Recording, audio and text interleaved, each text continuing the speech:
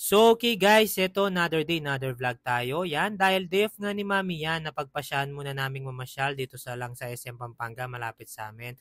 At ayan, kumpleto na naman kami, enjoy lang. So, una sa lahat yan, nag-prestige muna kami para chill-chill lang.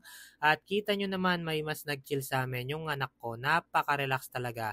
So, after nun ito, pumunta lang muna kami dito sa EO, yan, para makabili na ako ng contact lenses kasi nga expired na. At para may magamit na tayo sa ating pagbabasketball.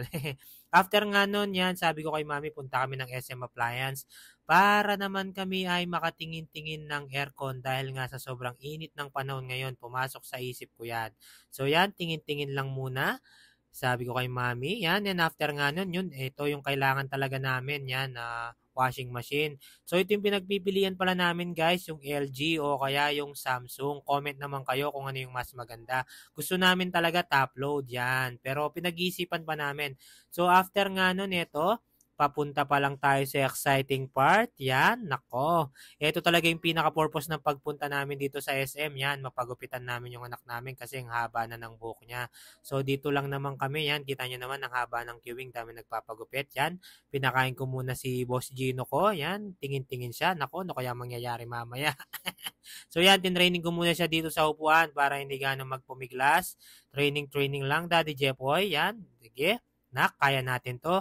So after nga nun, eto na nga, nako, tatlo-tatlo kaming umawak. Grabe, sabi ko kay kuya tsaka kay ate, tiis-tiis lang ako, ngawit na dyan. Sabi ko sa kanila, bigyan ko na lang sila ng magandang tip.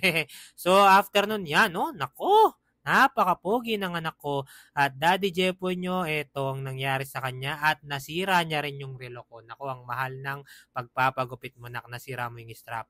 Pero parang walang nangyari. Tignan nyo naman yung anak ko. Chill-chill pa rin. So after nun yan, napagpasyahan namin kumain na lang dito. Yan, yung magina ko bising-bising nag-ano na. Pumipili ng aming orderin. At ito lang naman yung in-order namin. Isaw, yan, favorite ni Mami.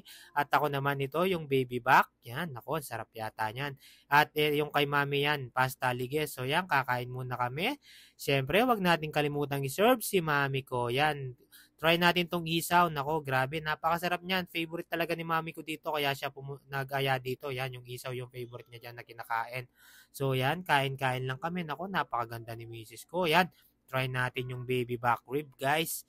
Nako, ang sarap. At ayun na nga, binigyan ako ni Mami ng pasta alige. Favorite ko na lahat yan kasi gutom na talaga ako. Grabe, ang sarap. So, enjoyin muna namin yung food, guys. Maraming salamat. Finger heart kayo sa akin. Siyempre, God bless you all po. Bye-bye. Ganda talaga ni Mami.